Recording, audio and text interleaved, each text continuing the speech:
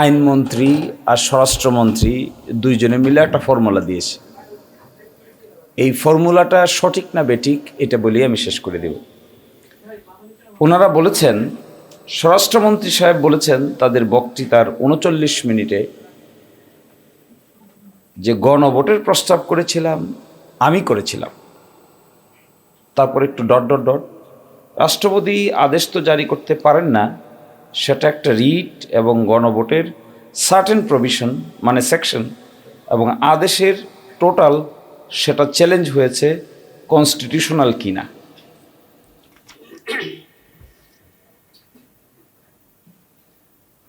এবং বলছেন সেই জন্য এই আইন অধ্যাদেশ এবং আদেশটা যেখানে হাইকোর্টে চ্যালেঞ্জ হয়েছে সেটা পরে হাইকোর্ট কি বলে দেখি। তার মানে বলতে চাচ্ছেন যে এই বিষয়টা আদালতে বিচার্য বিষয়, তাহলে দেখি আমরা সেখানে কি হয়। তো আদালতে বিচারের আগে তাহলে সিদ্ধান্ত নেওয়া তো ঠিক হলো না। যদি তারা এটা বলে থাকেন যে বিষয়টা আদালতে বিচার্য, তা আদালতে বিচার্য, আদালতে তো কোনো সিদ্ধান্ত হয়নি এখনো, পেন্ডিং, রাইটও হয় নাই, রংও হয় নাই। তা যদি না হয়ে থাকে তাহলে ওনারা যে নিজে নিজে সিদ্ধান্ত নিলেন যে শপথ নেবেন না, ওটা কোন আদালত?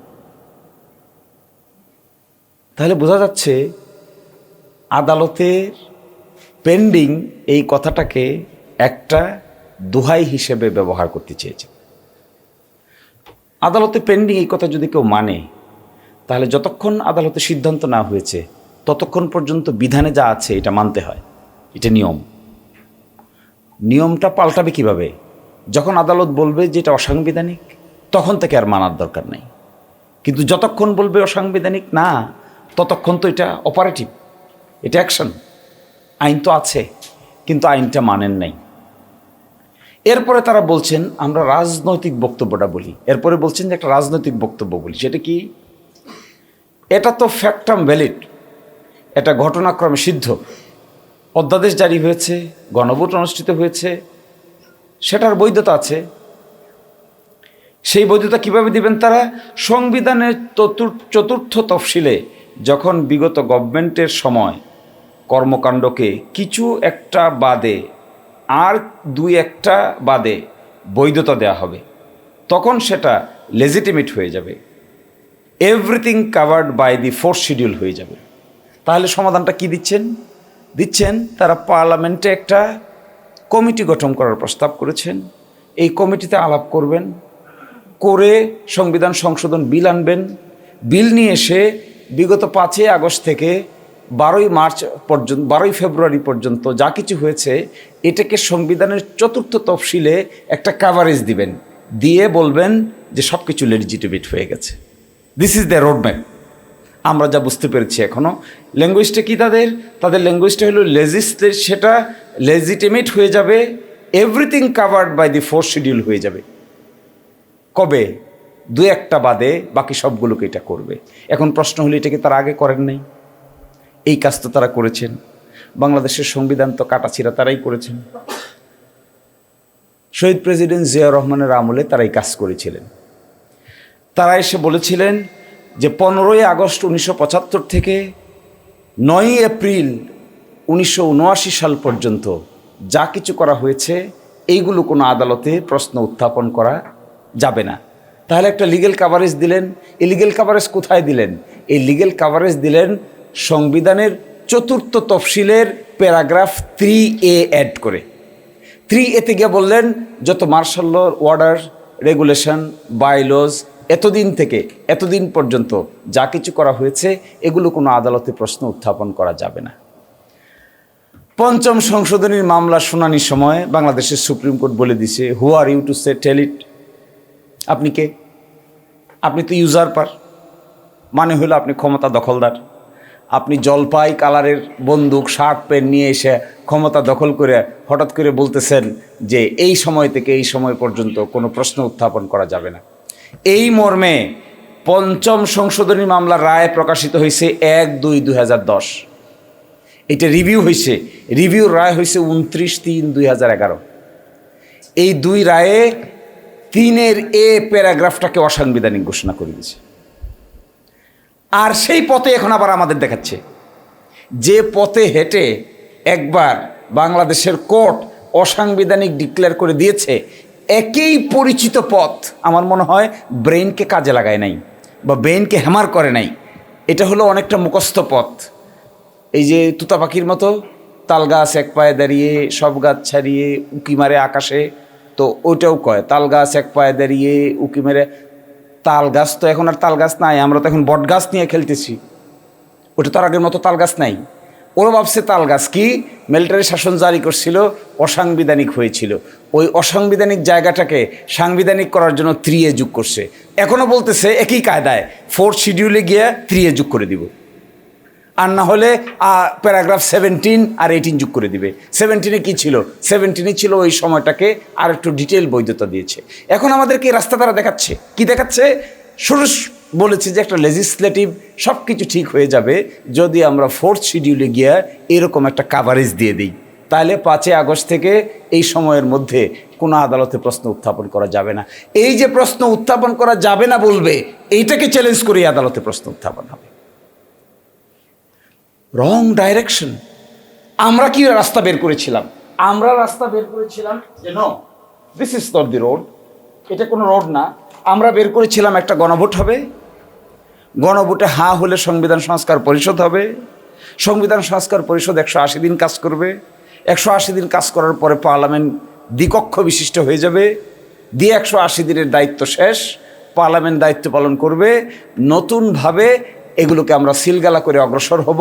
ভবিষ্যতে দেশীয় কোনো আদালতে এই বিষয়টা আর চ্যালেঞ্জের সাবজেক্ট ম্যাটার হবে না। আর তারা আমাদের কি রাস্তা দেখাচ্ছে?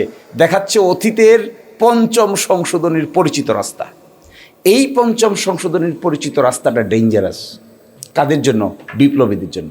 যে রাস্তা সালাউদ্দিন ভাই আর আমাদের আসাদুজ্জামান ভাই আমাদেরকে দেখানোর চেষ্টা করছেন, এটা নকল রাস্তা। এই রাস্তাটা ওনাদের অতীত ইতিহাসের সঙ্গে পরিচিত। যেহেতু নকলবাজ ছাত্র, সেই জন্য ওই সিস্টেমের বাইরে ডাইনি বামে নড়তে চাচ্ছে না। নড়তে না চাইলে এসে কি উত্তর দিচ্ছে আমাদেরকে?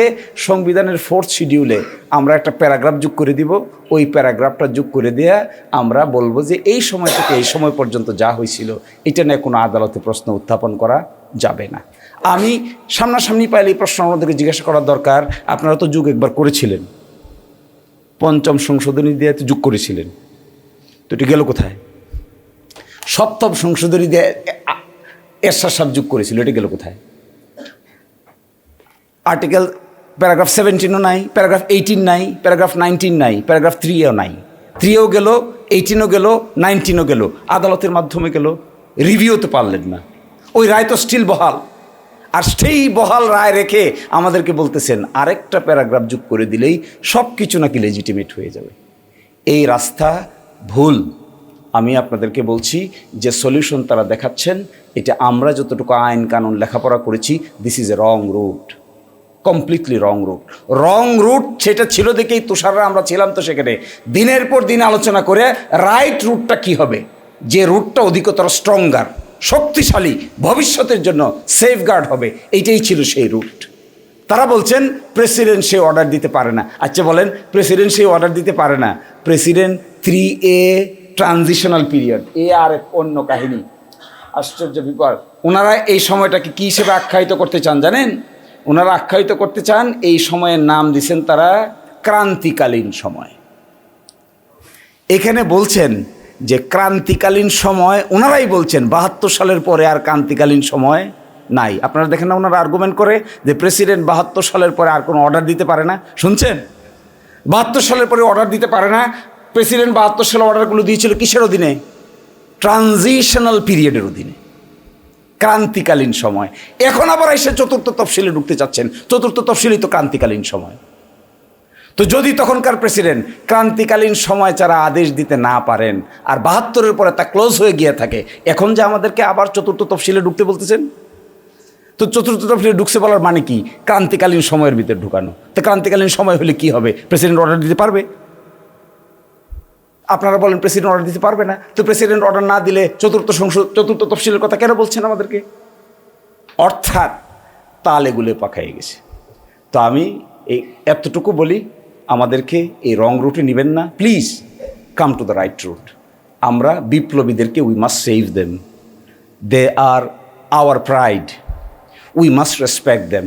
বিএনপির একটা বাজে অভ্যাস আছে, যে তার জন্য রাস্তা পরিষ্কার করে বিএনপি তার জন্য কবর করে।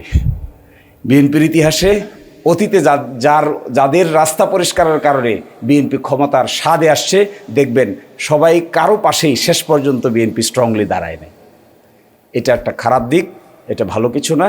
So we have to be very careful যে রং রুটে যাওয়া যাবে না। সমাধানটা কি? সমাধানটা হলো রাইট রুট। রাইট রুট কি? জুলাই জাতীয় সনদ বাস্তবায়ন আদেশ, সেকশন 7, সেকশন 8, সেকশন 9, সেকশন 10, এটা হলো রাইট রুট।